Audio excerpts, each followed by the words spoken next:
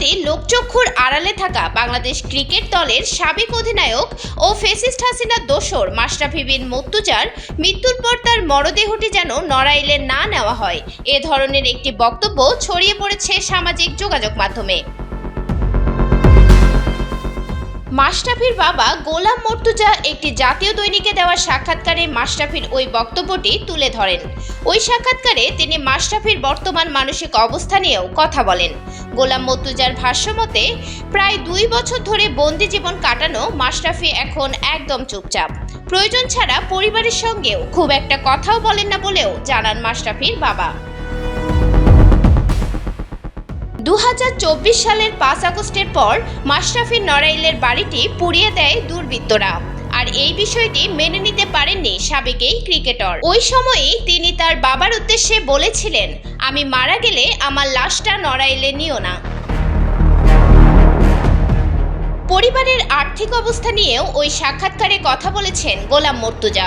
বর্তমানে তাদের অবস্থা খুবই করুণ জানিয়ে তিনি বলেন, আমাদের নগদ টাকা পয়সা কখনোই তেমন ছিল না, আমরা ধান্দাবাজি করে চলিনি, জমি জমা ও খামার নিয়ে জীবন চলে। কেউ বলতে পারবে না আমি বা আমার পরিবারের কেউ কোনো অনিয়মের সঙ্গে জড়িত।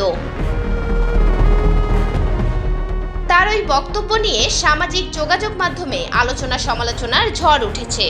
শামীম হাসান নামের একজন তার ফেসবুক পোস্টে লিখেছেন, মাশরাফি ভাই, আপনি বিডিআর হত্যাকাণ্ডের কথা জানতেন, শাপলা গণহত্যার কথা জানতেন, ঘুম খুন আয়নাঘর সম্পর্কে সবই জানতেন, তবুও কেন জালেমের পক্ষ নিলেন? শহীদ আর মজলুমদের পক্ষে কেন থাকতে পারলেন না? আপনাকে তো পুরো বাংলাদেশ ভালোবাসতো, এখনো ভালোবাসে, তবে কেন ক্ষমা চেয়ে দেশের মানুষকে আপন করে নিতে পারলেন না? কেন দেশের থেকে আওয়ামী লীগ বড় হয়ে গেল? কন্টেন্ট ক্রিয়েটর ও এনসিপি নেতা নুরুজ্জামান কাফি প্রশ্ন ছুড়ে দিয়ে লিখেছেন, সারা জীবন ম্যাচ ফিক্সিং এর বিরুদ্ধে দাঁড়ানো মাশরাফি কেন ভোট ফিক্সিং এর বিরুদ্ধে দাঁড়ালো না? এনসিপি নেতা আরিফুর রহমান তুহিন লিখেছেন, যখন পাখির মতো গুলি করে মানুষ মারতে ছিল, নড়াইলেও মরছিল, এমপি মাশরাফি কি করেছিল? আর মাইরেন না, নইলে আমাকেও মেরে ফেলেন। যখন আগুনে জীবন্ত মানুষটাকেও পুড়ে ফেললো তখন কি কইছিল? আমাকেও পুড়ে ফেলেন অথবা ক্ষমতা ছাড়েন। তিনি আরও লেখেন, যখন সকল শ্রেণী পেশার মানুষ রাস্তায় নেমে এসেছিল, এমনকি অনেকে 5 তারিখ ঘাতক হাসিনার পক্ষ ত্যাগ করেছিল, তখনও মাশরাফিদের নাম দেখা যায় হাসিনার বাসার রেজিস্টার খাতায়। ওই বাসায় সেই দিন এক সুফি ক্রিকেটারের নামও রেজিস্টারে আছে, যিনি এখন কর্তা। সিন্ডিকেট পিয়ারের মাধ্যমে সিম্পেথি আদায় করা খুব সহজ, কিন্তু ওই মানুষগুলো কি আর ফিরে পাওয়া যাবে?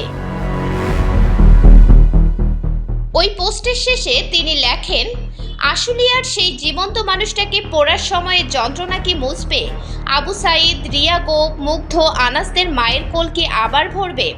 মাশরাফির মতো সেলিব্রিটিরা যখন হাসিনার পক্ষে অবস্থান নেয় তখন মানুষ মারার চূড়ান্ত বৈধতা পায়, আর সেইটাই হয়েছিল। এখন আইছে সিম্পেথি লইয়া।